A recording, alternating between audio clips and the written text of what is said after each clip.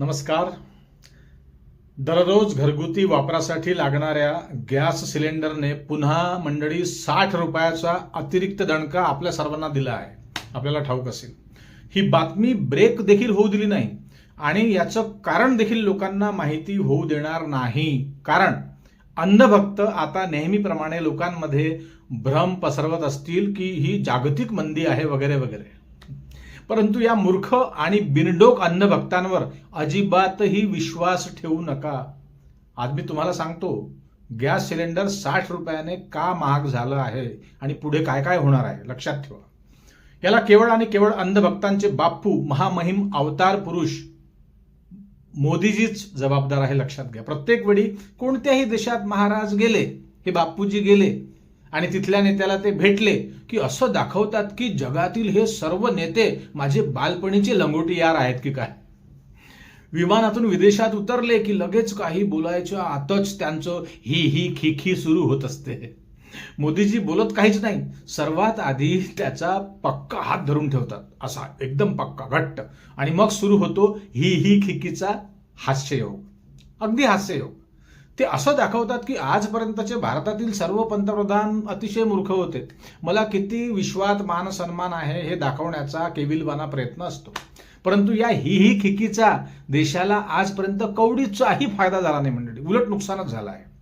Gas का महाग झाला आहे त्याचं मुख्य कारण समजून घ्या मंडळी. हार्मोस समुद्री मार्ग आहे. या समुद्री मार्गाचा 50% भाग इराणमध्ये येतो आणि याच हार्मोस समुद्री मार्गाने प्रतिदिन 60% कच्च्या तेलाची आयात आपल्या देशात होत असते आणि जवळपास 50% गॅस देखील दररोज याच मार्गाने आपल्या देशात येत असते. आणि हे सगळं पोथीपुराण तुम्हाला आम्हाला ठाऊक नसेल, पण मोदीजींना हे सगळं ठाऊक आहे. मोदींना हे माहीत आहे की इराणच्या मार्गानेच आपल्याला कच्चं तेल आणि गॅस मिळतो. हे माहीत असताना देखील इराणसोबत मोदीजींनी संबंध का खराब केले. येड्याच्या नादात बेड्यावर जाऊन नाचण्याचा हा नादखुळा प्रकार आहे मंडळी. तुम्हाला सांगतो, तुम्हाला ठाऊक असेल, युद्ध सुरू होण्याच्या फक्त 2 दिवस अगोदर मोदी इस्रायलला गेले होते. तिथेही जाऊन नुसतं ही ही खिकी ही ही खिकी आणि मिनिटा मिनिटाला सेकंड पक्का. इस्रायल आमचा फादरलँड आणि भारत त्यांचा मदरलँड सांगून रिकाम्या सभागृहात मोदीजी भाषण ठोकून आले आणि 2च दिवसानंतर इस्रायलने अमेरिकेसोबत जाऊन इराणवर हल्ला केला. इराण आपला पूर्वीपासून मित्र देश आहे, हे तुम्हालाही ठाऊक असेल मंडळी. इराणने नेहमी भारताला वेळोवेळी मदत केली. भारत पाकिस्तानच्या प्रत्येक भानगडीत इराणनं दखल घेतली आहे आणि सहकार्य केलं आहे. परंतु आज इराणवर वेळ आली तर मोदीजींचा मुखवटा म्यूट झाला आहे. Mute, not reachable.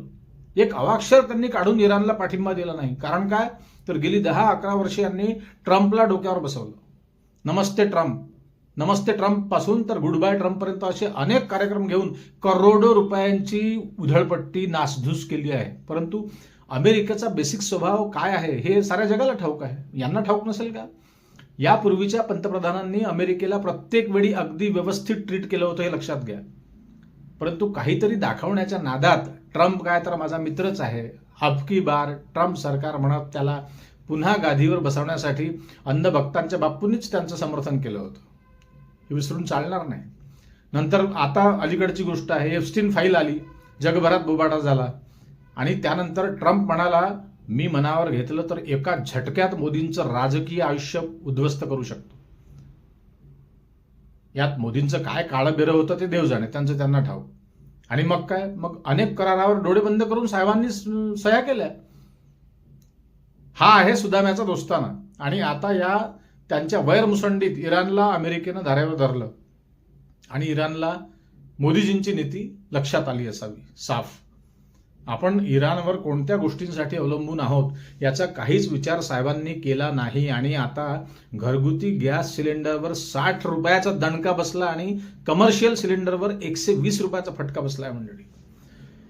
गेल्या 2014 पासून भाऊ आपल्या देशात कमी दिसतात आणि विदेशातच जास्त दिसतात, हे लक्षात घ्या. उठसूट दौरा.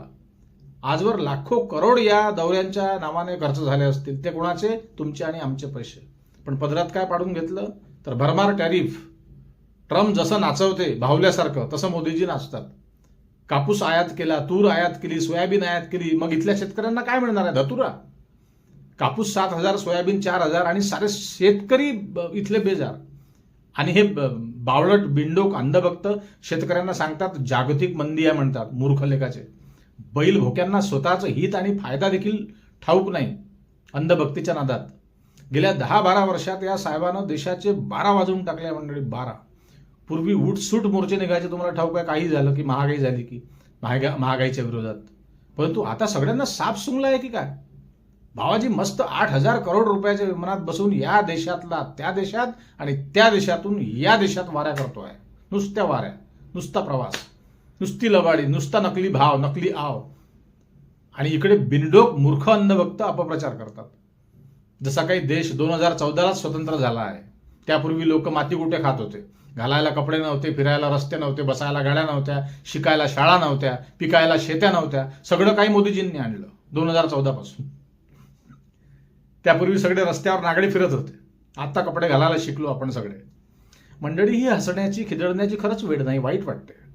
जिथे जाईल तिथे मोदीजी नुसते ही खिखी. आणि काय इंग्रजीमध्ये बोलतात त्यांना ठाऊक, देव जाणे. आणि ही खिखी झालं की रिकाम्या हाताने चाराण्याच्या कोंबडीला बाराण्याचा मसाला लावून परत येतात लहानसं तोंड करून.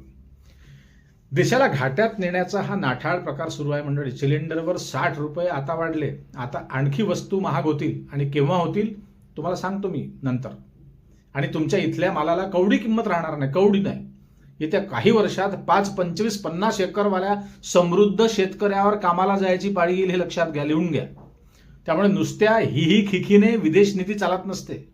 दुसऱ्याला इशाऱ्यावर नाचवण्याची धमक लागते, ताकद लागते, शिक्षण लागते. ती धमक या अगोदरच्या बहुतेक पंतप्रधानांनी दाखवली होती. हिंदू मुसलमान, राम श्रीराम, सहदेव महादेव घोडदेव करून देशाचं पोट भरत नसते. बेरोजगारी आणि भुकमरीच्या दिशेने वाटचाल करणारी ही नीती देशासाठी पुढचे अनेक वर्ष कलंक लावून जाईल, हे लक्षात घ्या. आणि या मूर्ख बिनडोक अंधभक्तांची बुद्धी तेव्हाही ठिकाणावर येईल की नाही माहीत नाही, पण तोपर्यंत सर्व बेचिराग झालेलं असेल, वेळ फार दूर निघून गेलेली असेल. नाड्यामागं गाडे फिरतायत आणि गाड्यामागं भाडे, अशी गत या देशाची करून ठेवली आहे मंडळी. असो, फार दुःख होते, वाईट वाटते मंडळी. आपल्याला नेमकं काय वाटतं या विषयाबद्दल कमेंटमध्ये नक्की काय आहे ते लिहा. आणि बुद्धी साबूत जागरूक ठेवून लिहा मंडळी. आपल्या चॅनलवर नवीन असाल तर सबस्क्राईब करा आणि जास्तीत जास्त लोकांपर्यंत हा व्हिडिओ शेअर करा, लाईक करा. तुमच्या प्रेमापोटी आपण 1 लाखाचा टप्पा काहीच दिवसात गाठणार आहोत. 1 लाख सबस्क्रायबर्सचा हा आपला रिनेश रंजन परिवार होणार आहे मंडळी. तर हा व्हिडिओ जास्तीत जास्त संख्येनं लोकांपर्यंत पाठवा. लाईक करायला विसरू नका. तुमच्या प्रेमासाठी तुमचे मनापासून अंतःकरणातून अनेक आभार मंडळी. पुन्हा भेटूच नवीन विषयावर बोलण्यासाठी, नव्या दिवशी नव्या दवानं. तोपर्यंत नमस्कार. जय हिंद, जय महाराष्ट्र.